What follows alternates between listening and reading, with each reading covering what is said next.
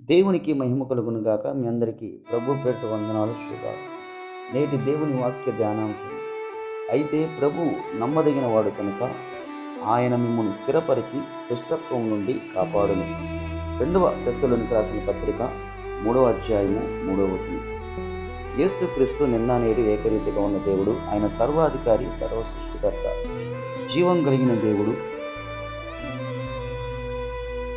ఈ లోకంలో మనం ఎప్పుడైతే యేసుక్రీస్తు నుండి విశ్వాసము, నిరీక్షణ ఉంచి ఎన్ని కష్టాలు, శ్రమలు, నిందలు, అవమానాలు వచ్చినప్పటికీ దేవుని యందు మాత్రమే మనం ఆధారపడినట్లయితే ఆయన నమ్మదగిన దేవుడు, నీతిమంతుడు కనుక మనల్ని దుష్టత్వం నుండి అనగా అపవాది బంధకం నుండి ఆయన విడిపించి మనల్ని స్థిరపరిచి ఘనపరిచే దేవుడు.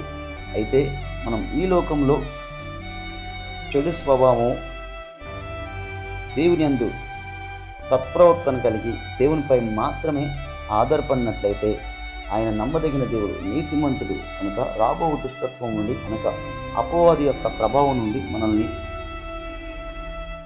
తప్పించి స్థిరపరిచి బలపరిచే దేవుడై ఉన్నాడు.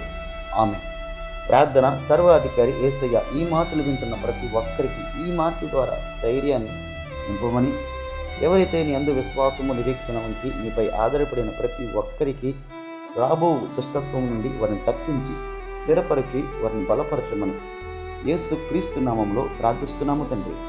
ఆమేన్. మీ అందరికీ వందనాలు. దేవుడి ఈ మాటల ద్వారా మీ అందరినీ దీవించిన గాక. ఆమేన్.